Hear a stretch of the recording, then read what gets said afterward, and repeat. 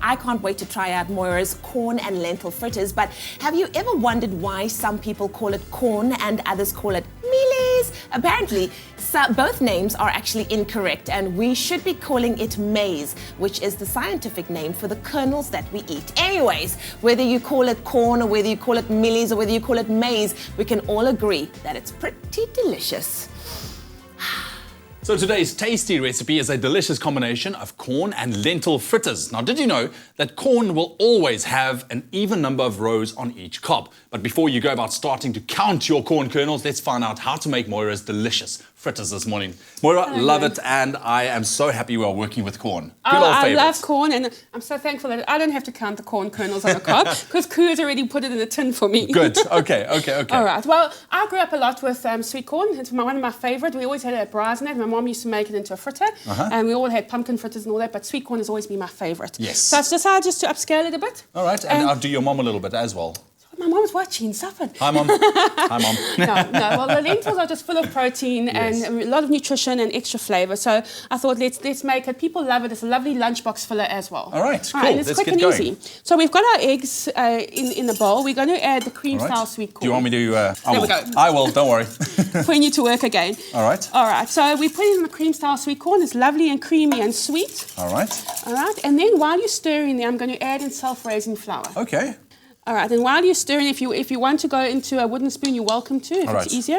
Oh, well, that's one the whisk is doing just fine at the moment. You might find it gets a bit thicker just now.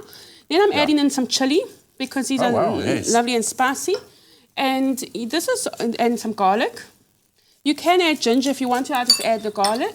And because what I like to add is either some harissa paste or curry paste. Okay. So if you've got that in the house, then use it. If you don't, you can omit it. I mean, it just adds an extra bit of flavour. There's enough flavour coming from the corn anyway. A good mix in there. And then I like to add fresh coriander.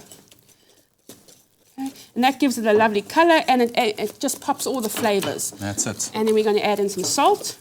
That's great. You want to make sure to combine everything properly so you get an even flavour. That's perfect, just what you've done. You can take the whisk out, and then I'm going to start folding in the rest of the ingredients, and then you don't need the whisk anymore. That's it. All right. And then just some lovely coarse black pepper. And that's really your basis. And then we add in, just for some texture, some kernel corn. I like that because I like them rustic, and I like it when you bite into it, you taste that corn. Yes. All right. It's a nice little crunch going there. Of course. And then I add in the KOO lentils. They're already cooked, full of protein, full of nutrition. And we just add that in, and you mix it through. And you can see it's a nice thick batter. Thick batter, yes. Again, but you want to have it nice and thick because it needs to stay in the pan. Correct. And while we're on that subject, if you want to put a little bit of oil into the pan, you could use spray and cook in there, which if you want a non-fat version. Yeah, but olive oil is a great option. I mean. Correct. What I was saying about the batters, you can see it's a nice thick one. There's nothing worse than a thin batter that when you put it in, it creates a pancake. All right. So then all we do is you can make them as big as you want to. I like to take 1 spoon. All right. Let's just move that. And then you put it in and you push it with the other spoon. Okay. All right. And just bring it together nicely. Correct. And then what you want to do is you want to leave it on there for a minute or so, and then you just use your lifter and you turn it over. So basically just so it's nice and brown on the Correct. underside. And you can make them as big as you want. This is also a great, if you want to make them bigger, can serve it as a vegetarian burger. Hey, that could be a great idea. It's very delicious with some guacamole and some salsa.